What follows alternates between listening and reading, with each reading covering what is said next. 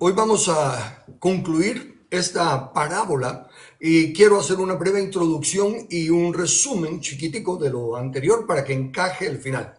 El resumen es este. Fíjense que en la primera parábola se nos presenta que la palabra, el mensaje, cae en cuatro estados de corazón. Las 3/4 partes de los corazones tienen problemas, solo 1/4 parte está limpia y recibe la palabra. Entonces la segunda parábola nos dice que esa cuarta parte que recibió la palabra se convierte en el trigo, los hijos de Dios. Y las 3/4 partes que tienen problema no son los hijos del maligno. No tienen que quedarse como hijos del maligno, así como todos estábamos bajo la potestad de las tinieblas antes de que viniera la luz de Cristo y nos arrepintiéramos. De igual manera, esas 3/4 partes pueden arrepentirse, renovar su entendimiento y pasar a ser del trigo, pasar a ser de los hijos. Entonces ahora en esta tercera parábola, lleve ese contexto. 3/4 partes contra 1/4 parte es de mal y una de bien. Y luego pues están identificados que esas 3/4 partes forman un mal y esa 1/4 parte forma un bien. Es ahora que viene y dice, primero hablamos del corazón, luego hablamos de la persona. Ahora que las personas estas se juntan, hablemos de su organización. Y ahí es donde entra la parábola de la simiente, de la semilla de mostaza, que ya vimos que dice que es la más pequeña y aclaramos que no se refiere ni a tamaño ni a lugar. No es el primer lugar y no es tampoco el más grande, o el que más tiene, sino que es pequeña a los ojos del mundo. Le voy a leer 1 Corintios 1, 25 al 28 para ilustrar esto. Porque lo insensato de Dios, lo insensato de los buenos, del trigo de Dios, es más sabio que los hombres. Y lo débil de Dios es más fuerte que los hombres. ¿Se está dando cuenta que a lo de Dios el mundo lo considera insensato y lo considera débil? Por eso es que esta semilla, esta palabra es la más pequeña. Todos la consideran débil e insensata. Pero pues mirad hermanos, vuestra vocación, que no sois muchos sabios según la carne, ni muchos poderosos, ni muchos nobles, sino que lo necio del mundo, no lo necio en persona, sino que lo necio del mundo. ¿Cómo sos de necio? Vos seguís creyendo en Jesús y vos seguís creyendo que ¿Y cómo decís que va a cambiar? Mira, todo va mal en peor. Lo necio del mundo escogió Dios para avergonzar a los sabios. Y lo débil del mundo escogió Dios para avergonzar a lo fuerte. Y lo vil del mundo y lo menospreciado escogió Dios, y lo que no es para deshacer lo que es. En ese sentido, el evangelio del reino es lo más pequeño. Pero cuando ha crecido, y esto es importante, el enemigo ahora que ya estamos entrando a esto y ya se dio cuenta que la cizaña no puede convertir al trigo y no lo puede atacar y deshacer, entonces tiene que ver cómo el trigo se daña a sí mismo. Tiene que ver cómo engaña al trigo. El enemigo no puede tocar ni un solo cabello de nadie, ni del pecador más pecador del mundo. El enemigo no tiene permiso ni poder para tocar a un ser humano. Solo tiene la habilidad de engañar. Y los que creen sus mentiras son los que tienen poder. Oh, pero usted no ha visto la manifestación de demonios. Sí, la he visto. Pero no que ya Dios venció. Sí, ya venció. Pero dice que Satanás es el espíritu que ahora opera en los hijos de desobediencia. Y recuérdense que la palabra de Dios funciona para bien o para mal según el que la reciba. Y todo lo que pidieras en tu corazón creyendo, porque según el hombre cree en su corazón, así es. ¿Usted cree que los demonios le pueden jalar el pelo? Se lo jalan. ¿Por qué? Porque es usted el que tiene el poder y la autoridad, pero usted engañado se le está dando al vencido, al diablo. Pero entonces, a pesar de que está haciendo lo que está haciendo, lo único que puede hacer es estorbar el crecimiento. Recuérdese que la batalla es entre dos semillas, entre dos simientes. La simiente de la mujer que herirá en la cabeza a la serpiente y la simiente de la serpiente que herirá en el calcañar al a la simiente de la mujer. ¿Quién es la simiente de la mujer? Jesús. ¿Y quién es la simiente de Satanás? Los hijos del diablo, los que hacen su voluntad. Pero a pesar de que no puede vencer de ninguna manera, sí puede estorbar el crecimiento. Pero dice la Escritura, no dice si llega a crecer, sino que dice cuando ha crecido. ¿Qué pasa cuando ha crecido? Es la mayor de las hortalizas. Ok, aquí ya empezamos a lo importante. Sí, ser la más pequeña no se refería a tamaño ni a número, ser el mayor tampoco se refiere a tamaño ni número, se refiere a el más importante. Así como fue vil y menospreciado, ahora son los que le callan la boca a los sabios, a los grandes eruditos del mundo, a los grandes filósofos con huecas sutilezas. Los sabios que tienen el temor de Jehová les caen la boca. Entonces, ¿es la mayor de qué? De las hortalizas. Y note esto. Sigue y dice, y se hace árbol. La gran mayoría piensa que esto es una gran cosa. Imagínate, era un pequeño arbusto, una hortaliza, y se hace árbol. Y cuando estaba escribiendo este libro y estas notas, siempre me gusta meterme a internet y ver qué dicen otros, para ver si no ando muy fuera o si hay otros que me den más luz o algo. Pero tristemente me encontré que casi todos lo presentan como algo bueno. Y de hecho, como estaba en internet y es público, escribí lo que uno de esos expositores dijo.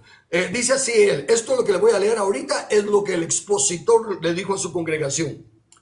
Y noten que se hace árbol, no que la hacen árbol.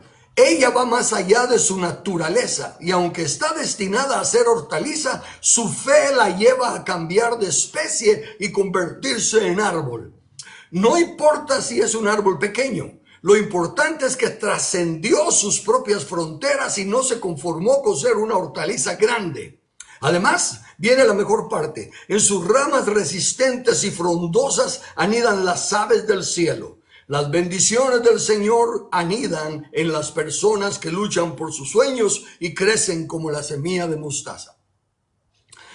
Es un mensaje motivacional y definitivamente inspira a que no te limites, sigue adelante, etcétera, etcétera. Y como motivacional y como emocional está muy bonito. Como doctrina está totalmente equivocado. Porque no está siguiendo la suma de tu palabra, es verdad. Y ese es un gran problema, ahí sí que hasta de predicadores, de doctores en teología y de todo lo demás, que no toman la Biblia como un todo, porque ellos mismos creen en la mentira de Antiguo Testamento y Nuevo Testamento. La Biblia no tiene libros del Antiguo Testamento. La Biblia es la suma de su palabra, que es verdad. Entonces, respetando la suma de su palabra, que es verdad, notemos que esa palabrita, y se hace árbol, es la mismísima palabra, y como es el que lo inspiró a que la gente crea que eso es la verdad, es el mismo padre de mentira. Escuchemos lo que el mismo padre de mentira le dijo a Jesús en Mateo 4, versículo 3. Y vino a él el tentador y le dijo, si eres hijo de Dios, di que estas piedras se conviertan en pan. ¿Ah? Le estaba pidiendo que hiciera lo que ha logrado que la gran mayoría de la gente piensa, que algo que es de una naturaleza cambie de naturaleza, que algo que es de un género cambie de otro género. Y entonces la Biblia dice claramente, el creador que no cambia, el creador que es el omnipotente y el inmutable, dice en Génesis 1, versículos 11 y 12. Y dijo Dios, produzca la tierra vegetación, hierbas que den semilla y árboles frutales que den fruto sobre la tierra según su género, con su semilla en él. Y fue así. Y produjo la tierra vegetación, hierbas que dan semilla según su género, y árboles que dan fruto con semilla en él según su género. Y vio Dios que era bueno. En Levítico 19:19 dice, mis estatutos guardaréis. No sembrarás en tu campo con dos clases de semilla. En Deuteronomio 22:9 dice, No sembrarás tu viña con dos clases de semilla, no sea que todo el fruto de la semilla que hayas sembrado y el producto de la viña queden inservibles. Esa es la astucia del diablo. Él no puede cambiar. Él sabe que no puede detener la obra de Dios, pero puede estorbarla por medio de distorsionar la interpretación de la palabra. Entonces viene y dice, miren, tal como la motivación de lo que ya les leí, ¿verdad? Sí, se supone ser un arbusto, pero no, hombre, ¿qué va? Llegó a ser árbol. Es tremendo. Siguió más adelante, se transformó. Pero no, eso no es de Dios. Dios no va contra naturaleza. De hecho, por muchos años atrás se conocían las leyes de Dios como las leyes de la naturaleza, porque la ley de la gravedad, todo lo que sube, baja. Se puede manipular con de herramientas y todo lo demás, pero al final todo lo que sube, baja. Lo que se siembra, se cosecha. Entonces aquí, clarísimamente, esta es una enseñanza que Jesús está dando en misterio de una verdad que nadie entendía. Oigan, lo que ustedes conocen como reino de Dios no es. Están bajo un engaño y están desechando como vil, como pequeño, como débil, como menospreciado el reino de Dios, y están viendo la gloria, lo maravilloso, lo grandioso de la mentira del diablo. Y la mayoría de los que predican reino, usando palabra reino, identifican el reino con la grandeza de los milagros. Donde hay milagro, donde está el poder de Dios, ahí está el reino de Dios. Recuérdese, Señor, Señor, en tu nombre hicimos milagros, echamos fuera demonios y todo eso. Ese no es reino, ni los conozco. Porque yo creé mostaza, yo sembré mostaza, y un arbusto. Ustedes a saber de qué árbol son. No son de la naturaleza que yo sembré. Eso es muy importante. Entonces sigamos ahora. Dice que se hace árbol, se transforma contra naturaleza, y note lo que sigue. De tal manera que vienen las aves del cielo y hacen nidos en sus ramas. Ay, qué lindo, ¿no? Está el arbolito ahí y tienen sus nidos y sus pajaritos y todo lo demás. Espérese. A ver, ¿qué fue lo que dijo Jesús de la primera parábola? Así que si no la entendíamos, no íbamos a entender las demás. ¿Y qué dijo Jesús acerca de los pajaritos, de las aves del cielo en la primera parábola? Que viene el maligno y se roba la semilla que fue sembrada en su corazón. Así que estos lindos pajaritos que están ahí en el nido, en la rama del árbol, están para comerse las semillas de la palabra del reino. Si se predica salvación, prediquen salvación. Si se predica sanidad, prediquen sanidad. Si se predican milagros, prediquen milagros. Si se predica reino, no. Eso es lo que está diciendo esta enseñanza de Jesús. Hijos míos, estoy ahora haciendo como que fuera Jesús a hablar, no solo para ilustrarlo. Él nos está diciendo, miren, ustedes saben que todo lo hago conforme a la ley de Dios, a la ley del Padre, que todo lo hago según su naturaleza, conforme el Padre ordena. Y de esa manera, aunque nuestro comienzo es pequeño, insignificante, es chiste y broma para todos ellos, poco a poco va creciendo y va llenando la tierra. Y el enemigo ya se dio cuenta. Entonces, a los que no escudriñan las escrituras, las cuales dan testimonio de mí, y que siguen desobedientes a la palabra, viene el enemigo y les roba la palabra del reino. ¿Y para qué se ponen las aves en la rama del árbol? ¿Para qué hacen su nido? Para procrearse, ¿verdad? Para que nazcan más pajaritos, para que nazcan. Sí, esa es una. Y otra, para controlar una vez más la semilla que cae en el campo. Nuestras denominaciones, nuestras iglesias locales y tantas cosas están llenas de las aves del cielo en sus ramas. Son los supervisores, son los líderes, son los que controlan. ¿Y qué pasa con la gran mayoría que hasta en sus escritos dicen somos apolíticos? Cuando alguien en la congregación dice, tenemos que hacer algo aquí, necesitamos un gobierno justo, necesitamos gente honrada y todo, le dice, sí, pero nosotros no nos metemos y ustedes no se metan. Rapidito, las personas en autoridad, las aves en las ramas del árbol, se comen la semilla del reino. Y noten esto, ¿qué es? Porque el llamado Antiguo Testamento nos presenta el misterio, el misterio, la verdad en forma de misterio. Entonces, cuando leemos esto de árboles y cosas, a nosotros solo se nos viene la cultura actual. Es un árbol, ¿verdad? Qué lindo el árbol, es frondoso y todo lo demás. Permítanme leerle en boca de 2 o 3 testigos para ver si entendemos qué nos está enseñando el Señor, qué significan los árboles. Le leo en Ezequiel capítulo 31, versículos 3 y 6, porque me salto para llegar a lo que quiero. Dice así, he aquí, era el asirio, el gobierno de Asiria, cedro en el Líbano, de hermosas ramas, de frondoso ramaje y de grande altura, y su copa estaba entre densas ramas. En sus ramas hacían nido todas las aves del cielo, y debajo de su ramaje parían todas las bestias del campo, y a su sombra habitaban muchas naciones. Daniel 4. Nabucodonosor tiene un sueño. Le leo de los versículos 10 al 12 y luego le leo la interpretación de Daniel. Daniel 4, 10. Estas fueron las visiones de mi cabeza, es Nabucodonosor hablando, de mi cabeza en mi cama.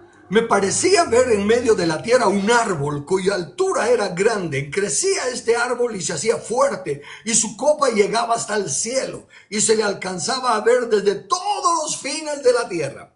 Su follaje era hermoso y su fruto abundante, y había en él alimento para todos. Debajo de él se ponían a la sombra las bestias del campo, y en sus ramas hacían moradas las aves del cielo, y se mantenían de él toda carne.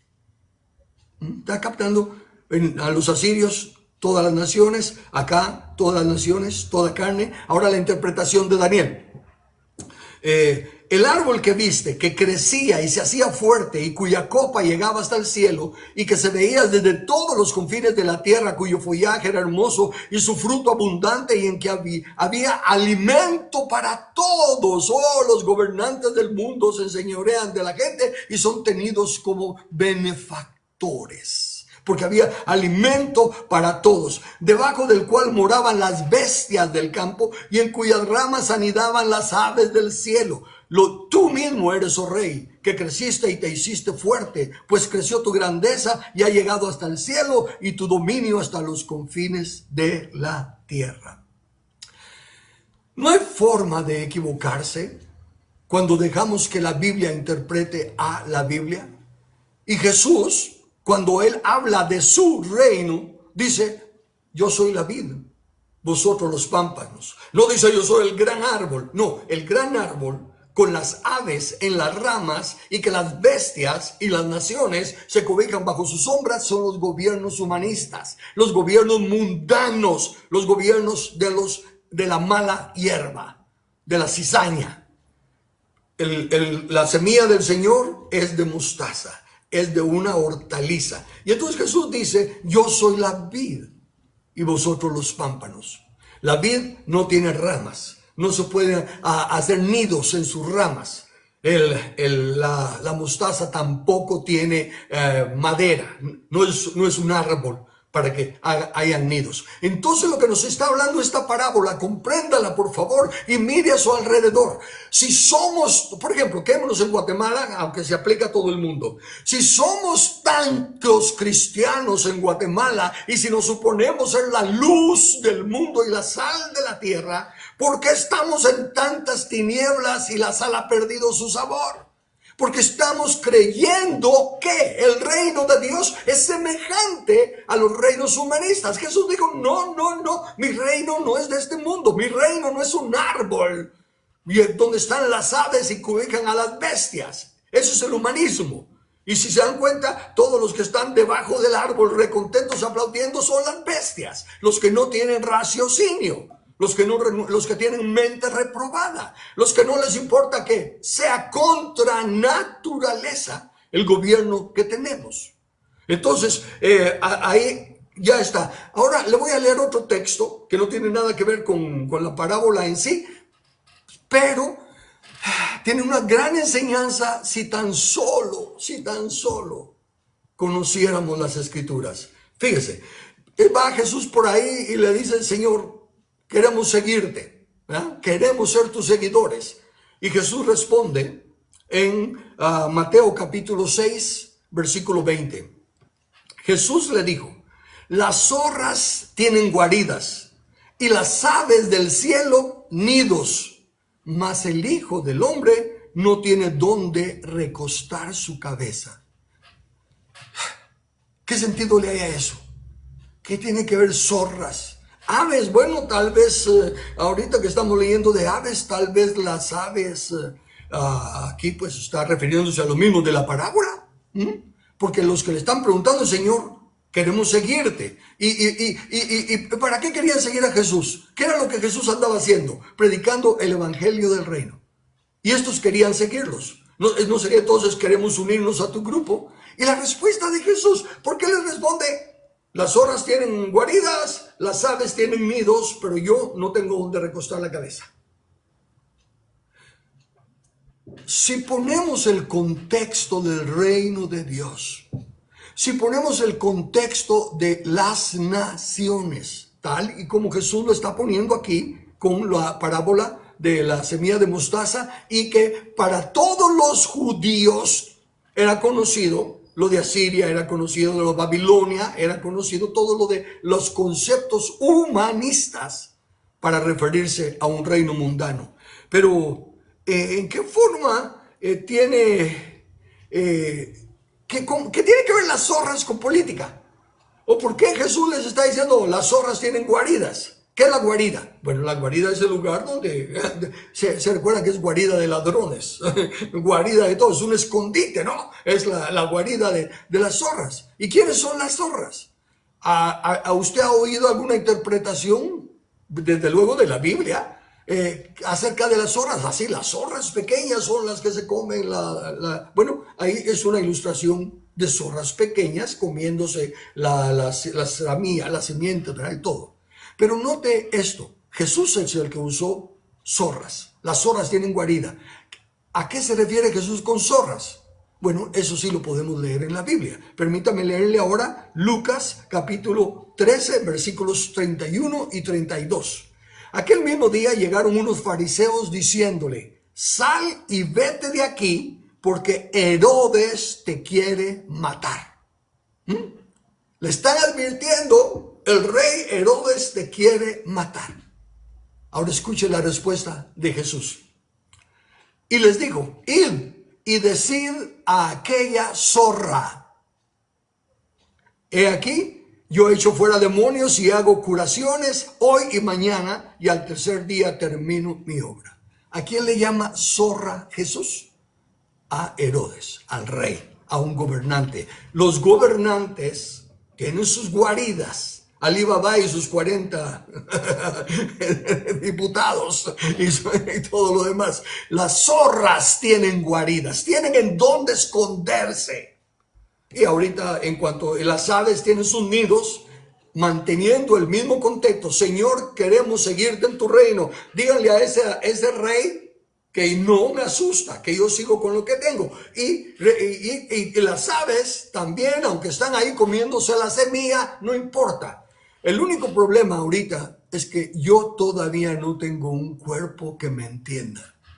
No tengo un cuerpo que trabaje unido y me reconozca como cabeza para hacer mi voluntad, para seguir mis instrucciones. Ahorita hay un montón que le creyeron al enemigo y quieren ser ellos la cabeza, quieren ser ellos los que están dirigiendo y todo. Están queriendo ser número uno. No están diciendo que yo mengüe para que él crezca. No están diciendo que él sea cabeza para yo ser su servidor. Hay mucha muchas cabezas. Por eso es que el cristianismo y el bien no prosperan, porque todos quieren ser los héroes salvadores. Ningún ser humano, ningún equipo de humanos que no reconozca el señorío de Cristo Jesús, y no de palabra. Jesús es nuestro rey, Jesús es el rey en nuestro corazón. Sí, entonces usted no puede ser el número uno del grupo.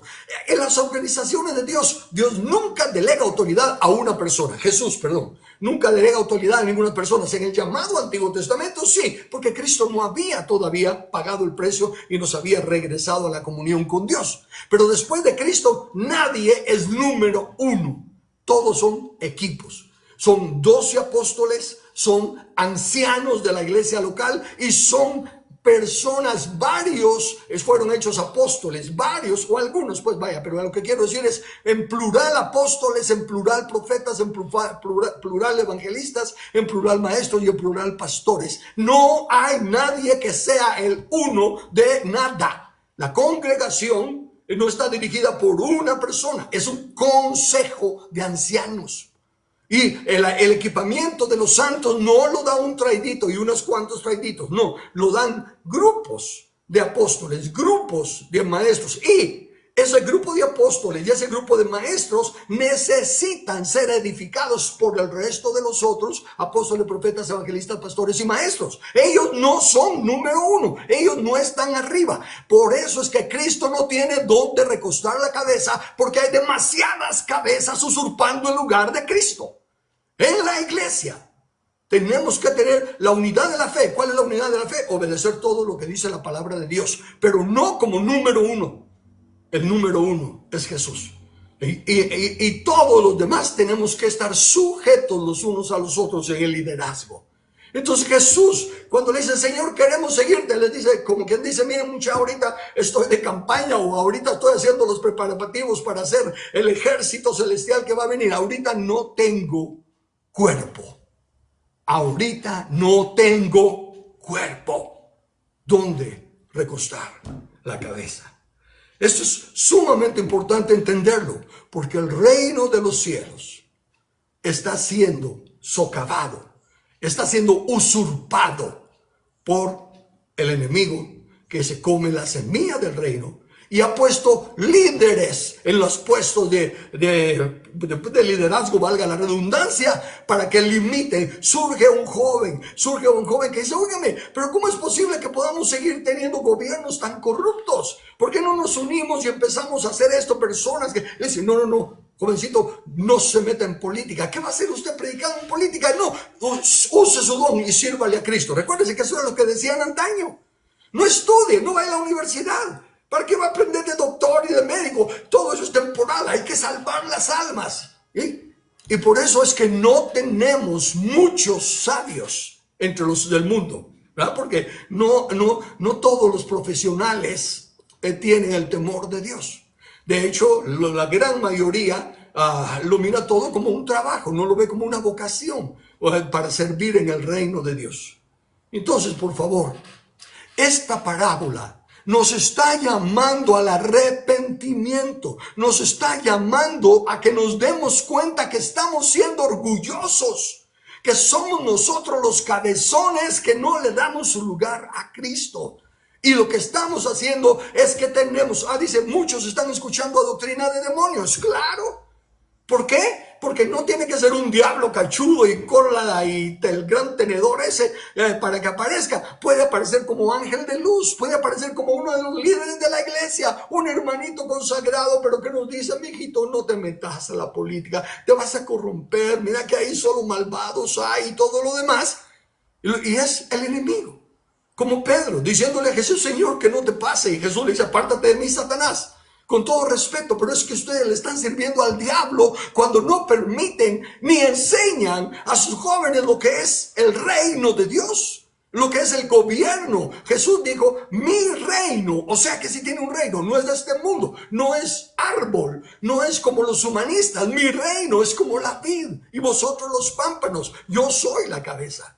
Y separados de mí nada podéis hacer. Y separados de Cristo en el sistema de gobierno, nada podemos hacer. Y por eso es que muchos de los predicadores predican negativismo. Las cosas se están poniendo malas. Hermanos, ahora, ¿qué viene? Si fíjense lo que pasó ahorita, pero falta que venga algo peor.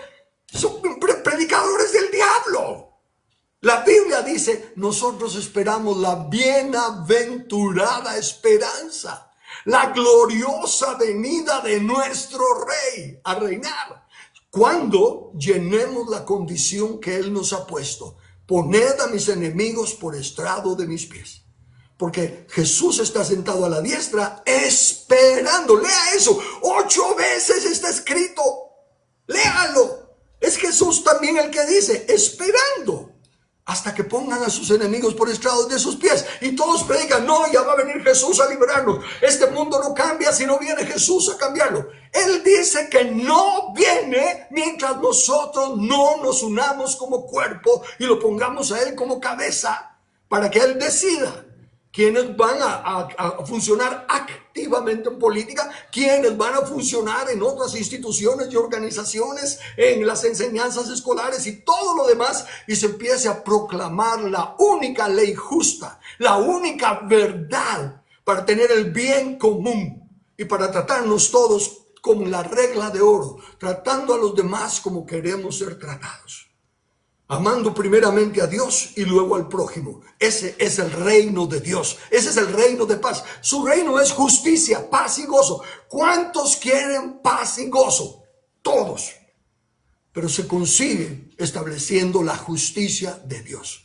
No es por orar por la paz. Oramos por la paz de Guatemala. Ok, ¿queremos la paz de Guatemala? Hagamos justicia en Guatemala. Pero es que ¿cómo vamos a hacer justicia nosotros si son esos corruptos? Quitando a esos corruptos y poniendo a personas temerosas. Así de sencillo. No se le necesita ser un genio. Solo usar el raciocinio. Estamos como estamos por los corruptos que nos están gobernando. Hacen leyes corruptas. Todo se reproduce según su género y naturaleza. No podemos esperar que alguien que es cizaña vaya a producir fruto de trigo.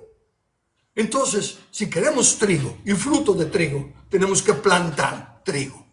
Tenemos que tomar la semilla de mostaza y entender que solo llega a cierto nivel, a su género y a su naturaleza.